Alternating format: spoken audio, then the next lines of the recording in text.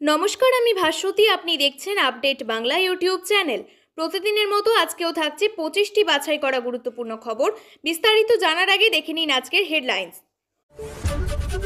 মমতা বালার মিছিলে হাঁটবেন অধীর, একই বৃন্তে 3টি ফুল সিপিএম, কংগ্রেস, তৃণমূল, কটাক্ষ শান্তনুর। 15 লক্ষের বেশি মৃত ভোটার, বহু ফর্মের কালেক্টই হয়নি, বঙ্গে এসআইআর নিয়ে বড় আপডেট কমিশনের। সোনিয়া গান্ধীও ক্ষমতা ত্যাগ করেছিলেন, সিদ্ধার উপস্থিতিতে এক ঢিলে দুই পাখি বধ শিবির। এসআইআর শুনানির কথা মাথায় রেখে বড় পদক্ষেপ, অতিরিক্ত কর্মী নিয়োগের পথে কলকাতা পুর নিগম। চিটফান্ডের নামে কোটি টাকা প্রতারণার পর ভিন জেলায় গা ঢাকা, শুরু রাজনৈতিক চর্চা। সোমে লোকাযুক্ত বৈঠকে নবান্ন, খগেন মুর্মুর খতর দোহাই দিয়ে যাচ্ছেন না শুভেন্দু। চাকু নিয়ে অতর্কিত হামলা, বাড়ির পাশে খুন তৃণমূল কর্মী, হাড় হিম করা ঘটনা বহরমপুরে। বিএলওদের উপর চাপ তৈরি করছে তৃণমূল, দাবি শ্রমিকের। 20 বছর পর মা মেয়েকে মিলিয়ে দিল এসআইআর। ভারতে আছড়ে পড়ার আগেই শ্রীলঙ্কা তছনছ করল ঘূর্ণিঝড় দেতোয়া, লম্বা হচ্ছে মৃত্যু মিছিল। ওয়াকফ নিয়ে উলটপুরান রাজ্যের, শুনে কি বললেন হুমায়ুন নওশাদরা। বাংলায় এসআইআর নিয়ে আরো কড়া নির্বাচন কমিশন, কিছু আড়াল করা হচ্ছে, গর্জে উঠলেন অভিষেক। এসআইআর ধরিয়ে দিল পলাতক স্বামীকে, সঙ্গে দ্বিতীয় পক্ষের স্ত্রী। বাংলায় ভোটার তালিকা সংশোধনী কেন্দ্রের নজরদারি বাড়ল, 13 জন অবজারভার নিয়োগ দিল্লির। 1.5 মাসে মিরাক্কেল, উত্তরবঙ্গের বিপর্যয়ে ভেঙে যাওয়া নাগরাকাটা সেতু ফের চলাচলের জন্য খুলল। মনোজের দপ্তরে জ্ঞানেশের চিঠি, বিএলওদের নিরাপত্তা নিয়ে তৎপর কমিশন।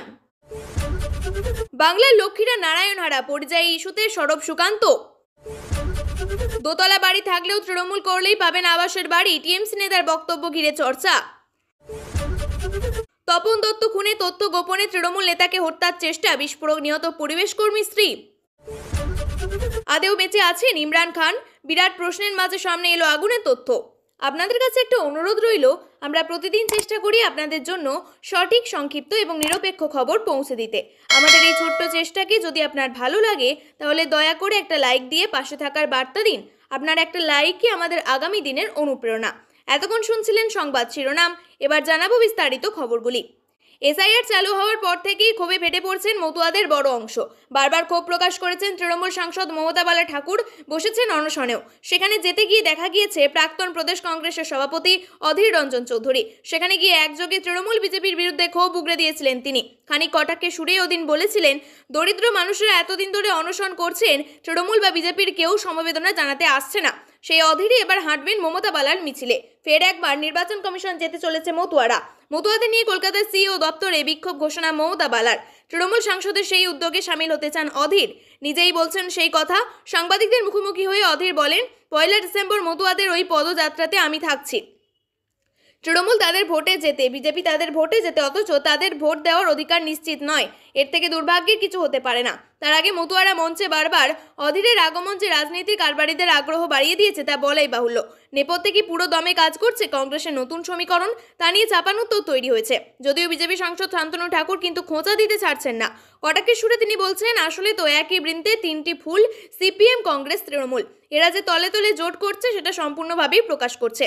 আগামী 4 তারিখ এসআইআর এর এনুমারেশন ফর্ম জমা দেওয়ার তারিখ। তবে ভোটার তালিকা সংশোধনী প্রক্রিয়া চালু হওয়ার পর থেকেই নানান প্রশ্ন, অভিযোগ উঠছে। অ্যাপে ফর্ম ডিজিটাইজেশনের সমস্যা বড় হয়ে দাঁড়িয়েছে। এর মধ্যে এসআইআর সংক্রান্ত বেশ কিছু তথ্য সামনে এসেছে নির্বাচন কমিশন সূত্রে খবর জানা গিয়েছে, শুক্রবার পর্যন্ত 27,71,000 ফর্ম আনকালেক্টেড রয়েছে। কাদের নাম থাকবে না খসড়া তালিকায়? কমিশন সূত্রে জানা যাচ্ছে, খসড়া তালিকায় তাদের নাম থাকবে না, আলাদা করে কমিশন তালিকা তৈরি করবে। কমিশন থেকে পাওয়া তথ্য বলছে, শুক্রবার পর্যন্ত মোট 6,73,00,000 ফর্ম ডিজিটাইজড হয়েছে। খসড়া তালিকা প্রকাশ হওয়ার পরই তা প্রকাশিত হবে। কি জানিয়েছে কমিশনের তরফেও জানানো হয়েছে, যারা ফর্ম জমা দিয়েছেন সবার নাম খসড়া তালিকায় থাকবে। নির্বাচন কমিশনের ওয়েবসাইট এবং সংশ্লিষ্ট বুথেও বেরোবে তালিকা। তবে মৃত ভোটার বা অন্য কারণে তাদের নাম বাদ পড়বে কিনা তাদের তালিকা আলাদাভাবে প্রকাশ করা হবে। মৃত ভোটারদের জন্য আলাদাভাবে তালিকা প্রকাশ করা হবে কমিশনের তরফে। যদি এমন হয় যে 2002 সালের তালিকায় নাম রয়েছে কিন্তু বিএলওরা বাড়িতে বাড়িতে ফর্ম দিতে গিয়ে দেখতে পান সেই ব্যক্তি মৃত, তবে সেটা মার্ক করে ডিলিট করে দেওয়া হবে। আবার 2025-এর ভোটার তালিকায় নাম রয়েছে অথচ নির্দিষ্ট ঠিকানায় তাদের খুঁজে পাওয়া না গেলে তাদের নাম বাদ যাবে, পাশাপাশি ডবল এন্ট্রি হলে তাদের নামও বাদ যাবে। ঝোপ বুঝে কোপ মারলেন কর্ণাটকের উপমুখ্যমন্ত্রী ডিকে শিবকুমার। মুখ্যমন্ত্রীর কুর্সি নিয়ে কোন্দলের মাঝেই সোনিয়া গান্ধীর উদাহরণ টেনে ইঙ্গিত সিদ্ধারামাইয়াকে বুঝিয়ে দিলেন এবার ক্ষমতা ছাড়ার সময় হয়ে গিয়েছে তার। বর্তমান মুখ্যমন্ত্রীকে পাশে নিয়ে 2004 সালে অতীত মনে করিয়ে শিবকুমার বলেন সোনিয়া গান্ধীর কাছে প্রধানমন্ত্রী হওয়ার সুযোগ ছিল। শুক্রবার বেঙ্গালুরুতে এক সরকারি অনুষ্ঠানে উপস্থিত ছিলেন ডিকে শিবকুমার। এই অনুষ্ঠানে ছিলেন মুখ্যমন্ত্রী সিদ্ধারামাইয়াও। সেখানে বক্তব্য রাখতে গিয়ে শিবকুমার বলেন 2004 সালে লোকসভা নির্বাচনের পর যখন তৎকালীন রাষ্ট্রপতি আব্দুল কালাম সোনিয়া গান্ধীকে ভারতের প্রধানমন্ত্রীর পদে প্রস্তাব দেন কিন্তু তিনি সেই প্রস্তাব গ্রহণ করেননি, নিজে প্রধানমন্ত্রী হওয়ার বদলে বরং মনমোহন সিংকে সেই প্রস্তাব দেন। তিনি পেশায় অর্থনৈতিক বিশেষজ্ঞ, তার মনে হয়েছিল দেশের উন্নয়নের লক্ষ্যে সবথেকে যোগ্য ব্যক্তিই তিনি। তার মাধ্যমে আশা কর্মীদের প্রকল্প বাস্তবায়ন করা হয়েছিল। এদিকে প্রধানমন্ত্রী পদ ছেড়ে সোনিয়া গান্ধী নিজেই 20 বছর ধরে কংগ্রেসের সভাপতি হিসাবে দায়িত্ব পালন করছেন। শিবকুমারের এই বক্তব্যের সময় তার পাশে দাঁড়িয়েছিলেন মুখ্যমন্ত্রী সিদ্ধারামাইয়া। ফলে রাজনৈতিক মহলের দাবি আসলে সোনিয়ার উদাহরণ টেনে এক ঢিলে দুই পাখি মারলেন শিবকুমার। একদিকে মুখ্যমন্ত্রীর চেয়ারে তার প্রতিদ্বন্দ্বী সিদ্ধারামাইয়াকে বুঝিয়ে দিলেন বরিষ্ঠ নেতা হিসেবে তার সোনিয়া গান্ধী থেকে কিছু শেখার উচিত। অন্যদিকে সোনিয়া গান্ধীর সেই ত্যাগের কথা তুলে ধরলেন, গান্ধী পরিবারের প্রতি নিজের আনুগত্য প্রদর্শন করলেন শিবকুমার। উল্লেখ্য 2 বছরের আগে বিপুল জনাদেশ নিয়ে কর্ণাটকের ক্ষমতায় ফেরে কংগ্রেস, তখন থেকেই মুখ্যমন্ত্রীর কুর্সি নিয়ে আড়াআড়িভাবে ভাগ হয় দুই শিবির। এদিকে প্রবীণ নেতা ও বর্তমানের মুখ্যমন্ত্রী সিদ্ধারামাইয়া, অন্যদিকে উপমুখ্যমন্ত্রী ডিকে শিবকুমার। কিন্তু সকলেই এক বাক্যে মেনে নেন কংগ্রেসের ক্ষমতায় ফিরে আসার পিছনে শিবকুমারের ভূমিকা ছিল অন্যতম। পুরো দমে চলছে এসআইআর, আর তারপরেই বিধানসভা নির্বাচন। রাজনৈতিক প্রশাসনিক মহলে যেমন তৎপরতা তুঙ্গে, তেমনই এসআইআর নিয়ে নাগরিক মহলেও চর্চার অন্ত নেই। কোন তথ্য লাগবে, কোনটা লাগবে না, সব ঠিকঠাক থাকবে কিনা, সব ঠিকঠাক জমা পড়লো কিনা তা নিয়ে সর্বত্র চর্চা। এর মধ্যে এসআইআর এর শুনানির কথা মাথায় রেখে এবার বার্থ সার্টিফিকেট এবং ডেথ সার্টিফিকেট নিয়ে বিশেষ ব্যবস্থা নিতে চলেছে কলকাতা পৌর সংস্থা। ভিড় এমনিতেই থাকে। এসআইআর ঘোষণা নিয়ে জল্পনা ক্রমেই বাড়ছিল, তখন থেকেই ভিড়টা ধীরে ধীরে আরও বাড়তে শুরু করে। অতিরিক্ত কর্মী নিয়োগের সিদ্ধান্ত নেওয়া হয়েছে পুরসভার তরফে। শুক্রবার মেয়র ফিরাদ হাকিম স্পষ্টত এই বিষয়ে আলোকপাত করেন। কেন প্রয়োজন, কাজ কিভাবে, পুরো বিষয়ে বিশদে বলেন তিনি জানান অনলাইনের পাশাপাশি অফলাইনেও এই সার্টিফিকেট যাতে সংগ্রহ করতে পারেন সেই বিষয়ের উপর জোর দেওয়া হচ্ছে। কারণ কারো যদি আজ থেকে 50 বছর আগের কেওড়াতলা শ্মশানের কোনো নথিপত্র প্রয়োজন হয় তাহলে সেগুলি খুঁজে বের করতে হবে, আর বিশদে খোঁজ চালাতে হবে রেকর্ড রুমে। তবে পুরোটাই অস্থায়ী নিয়োগ বলে পুরসভা সূত্রে খবর। সোমবার থেকে অতিরিক্ত লোকবল থাকবে সংশ্লিষ্ট বিভাগে, খবর এমনটাই। চিটফাট কোম্পানি খুলে কোটি কোটি টাকা প্রতারণার পর ভিন জেলায় আস্তানায় গেড়েছিল দুষ্কৃতী। হাওড়া থেকে উত্তর 24 পরগনার নৈহাটির গরুর ফাঁড়ি এলাকায় বাড়ি ভাড়া নিয়ে থাকছিল, সঙ্গে ছিল মাও। খবর জানতে পেরে সম্প্রতি কয়েকজন প্রতারিত চড়াও হয়েছিল অভিযুক্ত পার্থ হাইতের ভাড়া বাড়িতে। গন্ডগোলের খবর পেয়ে নৈহাটি থানার পুলিশ সেখানে গেলে শুক্রবার বিষয়টি প্রকাশ্যে আসে। পুলিশ জানিয়েছে পার্থ হাইতের বিরুদ্ধে চাকরির নামে 4 লক্ষ টাকার প্রতারণার অভিযোগ দায়ের হয়েছে। স্থানীয় সূত্রে জানা গিয়েছে হাওড়ার বাগনানের বাসিন্দা পার্থ হাইত কয়েক মাস আগে মায়ের সঙ্গে নৈহাটির গরুর ফাঁড়ি এলাকায় ভাড়ায় আসেন। দিন কয়েক আগে তার বাড়িতে প্রতারণার অভিযোগে বহু মানুষ জড়ো হতেই বিষয়টি জানাজানি হয়। বাড়ির মালিক সুরিন্দর চৌধুরী বলেন, আমরা চিনতাম না, মালঞ্চ এলাকার বাসিন্দা বাঘা বলে একজন ভাড়ার জন্য নিয়ে এসেছিল। মাসিক 9,000 টাকা ভাড়ায় 2 মাসের ভাড়া অ্যাডভান্স নিয়ে 11 মাসের এগ্রিমেন্ট ছিল। 4-5 মাস ধরে ওরা রয়েছে। যদিও অভিযুক্ত পার্থর মা শিলা হাইত বলেন চিটফান্ডের ব্যবসা ছেলের নয়, দেবজিৎ রায় এবং বিশ্বজিৎ রানার নামে অন্য দুজনের। পরে শুনলাম ওই দুজন টাকা নিয়ে কি সব করেছে, ছেলের মাঝখান থেকে ফেঁসে যাবে বলে ওদের সঙ্গে এগ্রিমেন্ট ছিল, সেগুলোই পুলিশ এসে নিয়ে গেছে। যারা এসে গন্ডগোল করেছিল তাদের বিশ্বজিৎ দেবজিৎরা পাঠিয়েছিল। রাজ্যের ডাকা লোকায়ুক্ত কমিটির বিরোধে বৈঠকে আমন্ত্রিত হওয়ার সত্ত্বেও নবান্নে যাচ্ছেন না বিরোধী দলনেতা শুভেন্দু অধিকারী। আগামী সোমবার নবান্নে লোকায়ুক্ত কমিটির বৈঠক রয়েছে। সেই বৈঠকে যোগ দেওয়ার জন্য আমন্ত্রণ পাঠানো হয়েছিল শুভেন্দুকে। প্রতি বছর নির্দিষ্ট সময় লোকায়ুক্ত কমিটির বৈঠক হয় রাজ্যের মূল প্রশাসনিক ভবন থেকে। সেই বৈঠকে বিরোধী দলনেতা উপস্থিত থাকার রীতি, আর সেই রীতি মেনে প্রতি বছর রাজ্য সরকারের তরফে কমিটি অন্যান্য সদস্যদের সঙ্গে বিরোধী দলনেতা শুভেন্দু অধিকারীকেও আমন্ত্রণপত্র পাঠানো হয়। এবার তার ব্যতিক্রম হয়নি। মুখ্যমন্ত্রীর নেতৃত্বে লোকায়ুক্ত কমিটির বৈঠকে আমন্ত্রিত বিরোধী দলনেতা। গত 4 বছর এ ধরনের কোনো বৈঠকে যোগ দেননি শুভেন্দু। আগামী সোমবার নবান্নে 1 বছরের লোকায়ুক্ত কমিটির বৈঠকে যোগ দেবেন কিনা সে ব্যাপারে শুক্রবার সাংবাদিকদের প্রশ্নের উত্তরে তিনি জানিয়েছেন তিনি ওই বৈঠকে যাবেন না। বাড়ির পাশে নৃশংসভাবে খুন হলেন তৃণমূল কর্মী। শুক্রবার রাতে হাড় হিম করা ঘটনায় তোলপাড় বহরমপুরের কুমোরদাহ ঘাট এলাকা। চাকু নিয়ে তৃণমূল কর্মীর ওপর অতর্কিতে হামলা চালায় দুষ্কৃতীরা। এলোপাথারি কোপে রক্তাক্ত অবস্থায় লুটিয়ে পড়েন। দ্রুত তাকে উদ্ধার করে মুর্শিদাবাদ মেডিকেল কলেজ হাসপাতালে নিয়ে যাওয়া হলেও বাঁচানো যায়নি। স্থানীয় সূত্রে জানা যাচ্ছে, হায়াতুল্লাহ শেখ নামে বছর 48 ওই তৃণমূল কর্মী শুক্রবার রাতে হরিহরপাড়া সংলগ্ন বহরমপুর থানার কুমোরদাহ ঘাটের কাছে বাড়ির পাশে দাঁড়িয়েছিলেন। সেই সময় কয়েকজন দুষ্কৃতী অতর্কিতে হামলা চালায়। নিহত হায়াতুল্লাহ শেখ বহরমপুর পঞ্চায়েত সমিতির সভাপতি আইজউদ্দিন মণ্ডলের শ্যালক। কংগ্রেসের আশ্রিত দুষ্কৃতীরা ওই ঘটনা ঘটিয়েছে বলে দাবি করেছেন আইজউদ্দিন মণ্ডল। অন্যদিকে গোটা ঘটনায় তদন্ত শুরু করেছে বহরমপুর থানার পুলিশ। অভিযুক্তের খোঁজে তল্লাশি শুরু হয়েছে। যদিও অভিযোগ অস্বীকার করেছে কংগ্রেস। বিগত লোকসভা নির্বাচনে কংগ্রেসের শক্ত ঘাঁটি বহরমপুরে ছিনিয়ে নিয়েছে রাজ্যের শাসক শিবির। 7 বারের অপরাজেয় সাংসদ অধীর রঞ্জন চৌধুরীকে পরাস্ত করে লোকসভার জনপ্রতিনিধি হয়েছেন সেলিব্রিটি ক্রিকেটার ইউসুফ পাঠান।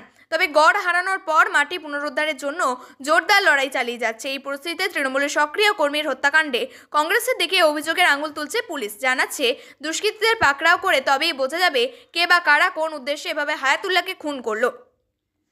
মৃত এবং স্থানান্তরিত ভোটারদের নাম আপলোড করতে বিএলওদের উপর চাপ দিচ্ছে তৃণমূল কংগ্রেস।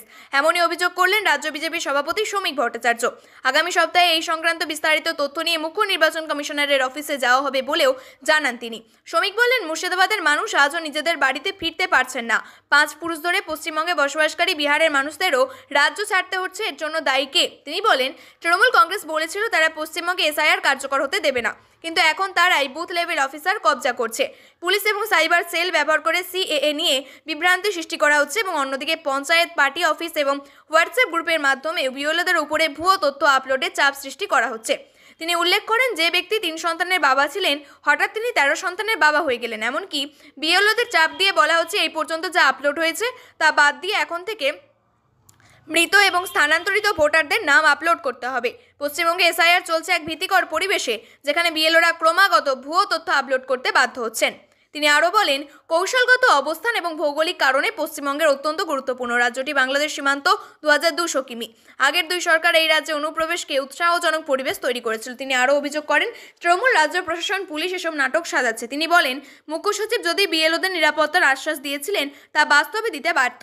জেলা নির্বাচন আধিকারিকরা রাজ্য সরকারের কাছে আত্মসমর্পণ করেছেন। তিনি উল্লেখ করেন, আজ দেখা যাচ্ছে তৃণমূল কর্মীরা নিজেরাই নিজেদের দলীয় হিংসার শিকার। তিনি আরও জানান, রাজ্যের মুখ্য নির্বাচনী আধিকারিক মহিলারাও ঘেরাও করেছিলেন। তিনি প্রশ্ন তোলেন, যারা কমিশন দপ্তর ঘেরাও করেছিল তারা কতজন স্কুল শিক্ষক শিক্ষিকা, অঙ্গনওয়াড়ি কর্মী, সরকারি কর্মচারী আর কতজন তৃণমূল কর্মী?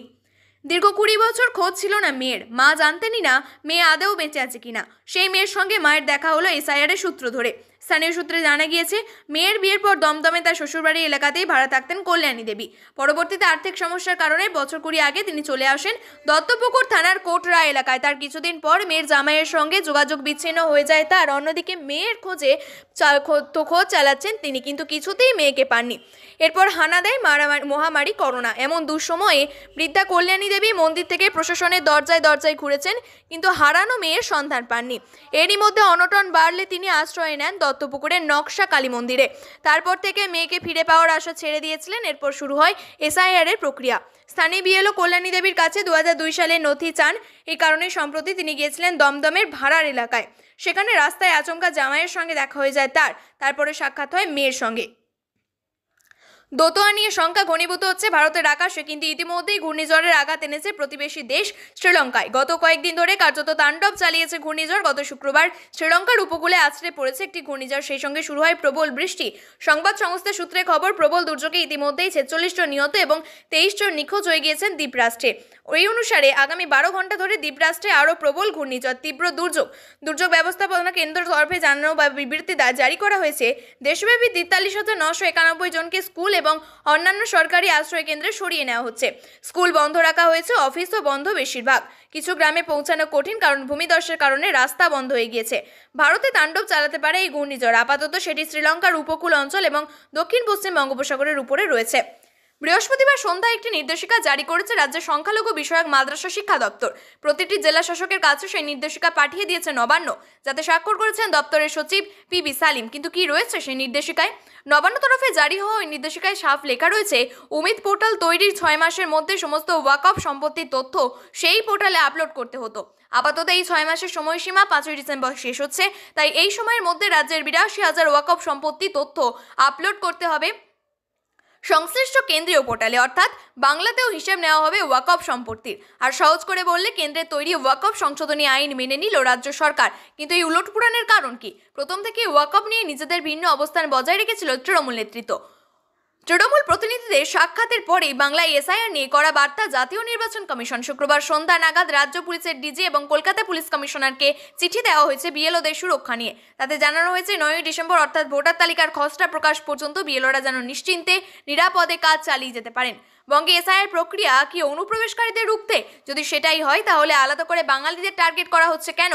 খোদ মুখ্য নির্বাচন কমিশনার জ্ঞানেশ কুমারের হাতে এই অভিযোগ তুলেছিলেন তৃণমূল সাংসদরা।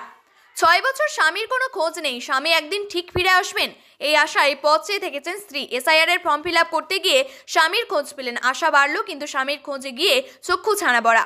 স্বামী আবার দ্বিতীয় সংসার পেতেছেন, দিব্যি স্ত্রী সন্তানকে নিয়ে সংসার করছেন। এখন স্বামী চাইছেন 2 স্ত্রীকে তাই নিয়ে সংসার করতে। তবে প্রথম পক্ষের স্ত্রী বলছেন তা কখনোই সম্ভব নয়। ঘটনাটি পশ্চিম মেদিনীপুরের ঘাটালের মনসুকায় কিশোরচক গ্রামের বাসিন্দা কার্তিক মাইতি দীর্ঘদিন ধরে হায়দ্রাবাদের সোনার কাজ করতেন। জানতে পেরে পরিবারের লোকজন সেই ঠিকানায় পৌঁছে যায়। গিয়ে দেখেন কার্তিক দ্বিতীয় সংসার পেতেছেন, রয়েছে স্ত্রী এবং এক সন্তান। তাকে দেখতে ভিড় করেন স্থানীয় বাসিন্দারা। বাংলায় বাড়ি বাড়ি গিয়ে বিএলওরা ফর্ম দেওয়া প্রায় শেষ করে দিয়েছেন। ভোটার তালিকার নিবিড় সংশোধন পুরো দমে চলছে।